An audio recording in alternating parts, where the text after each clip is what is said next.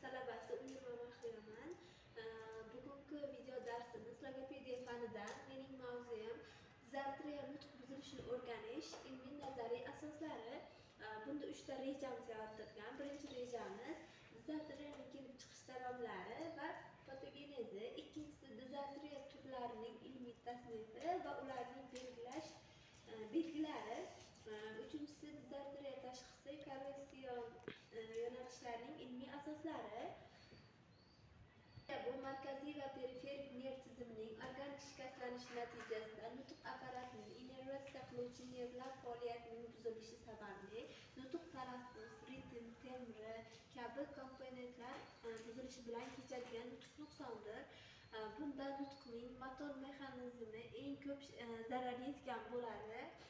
Nerv tizimi va nutq mexanizmlarining o'zaro bog'liqligi Nerv tizimi nutq mexanizmlarining o'zaro bog'liqligi nutqning paydo bo'lishi murakkab markaziy boshqaruv asosida kechadigan jarayon bo'lib, unda miya po'stlog'i, miya osti yadrolari, miya ustuni, bosh miya nervlari 5-7-9-10-12 juft artikulyatsion mushaklar, til, lab, yumshoq tangli, halqum ishtirok etadi. Dizartriyaning kelib chiqish sabablari perinatal, postnatal davrlar omillar bilan bog'liq bo'ladi. Perinatal omillar homiladorlik davrida gipoksiya, kislorod yetishmasligi sababli infeksiyalar turli xil, ona organizmida intoksikatsiyalar, qandli diabet, anemiya, stress, toksik moddalar ta'sirida nerv tizimi rivojlanishiga salbiy ta'sir ko'rsatishi mumkin. Perinatal omillar tug'ruq jarayonidagi asoratlar, yangi tug'ilgan chaqaloqlarning asfiksiyasi, bosh miya qon aylanishi buzilishlar, tug'ruq jarohatlari, muddatdan oldin tug'ilish, markaziy nerv tizimida organik o'zgarishlar keltirib chiqaradi. Postnatal omillarda meningit, ensefalit kabi nevroinfeksiyalar, travmalar, miya shikastlanishi, bolalar serebral falaji, genetik va metabolik kasalliklar, artikulyatsion mushaklar boshqaruvni izdan chiqaradi.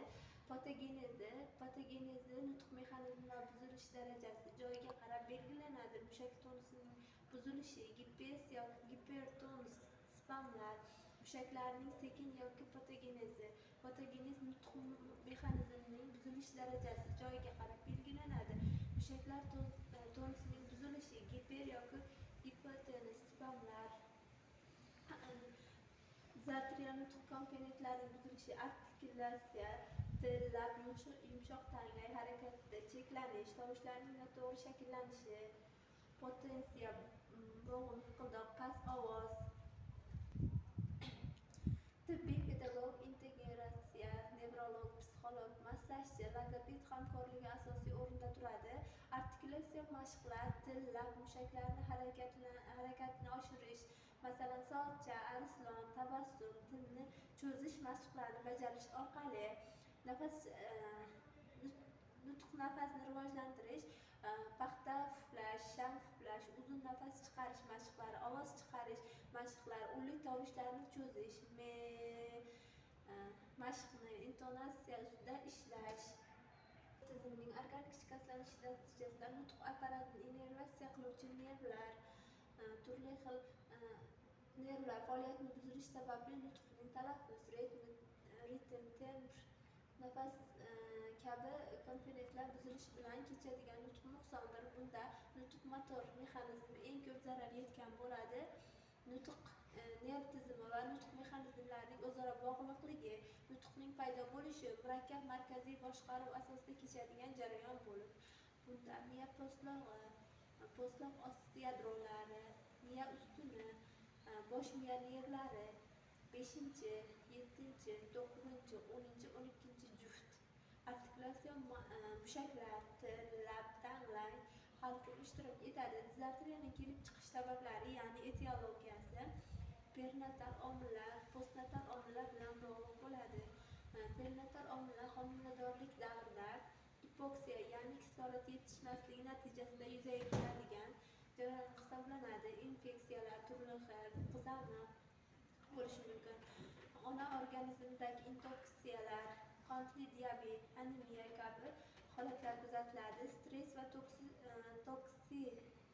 toksid moddalarga ta'sir va nerv tizimi rivojlanishiga ta'sir ko'rsatadi. Boshlang.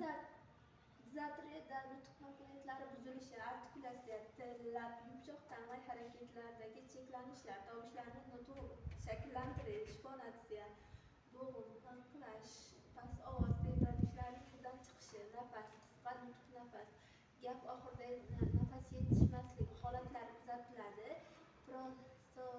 Prosodika, ritm pasayishi, mantiqiy urg'u noto'g'ri qo'yish, intonatsiya bir xil bo'lib qolishi, leksikogrammatik tomon, so'z boyligining sustligi, grammatik qurilmalar yetarli shakllanmaganligiga olib kelishi mumkin. Bugungi mavzumiz shulardan iborat edi qisqacha. E'tiboringiz uchun rahmat.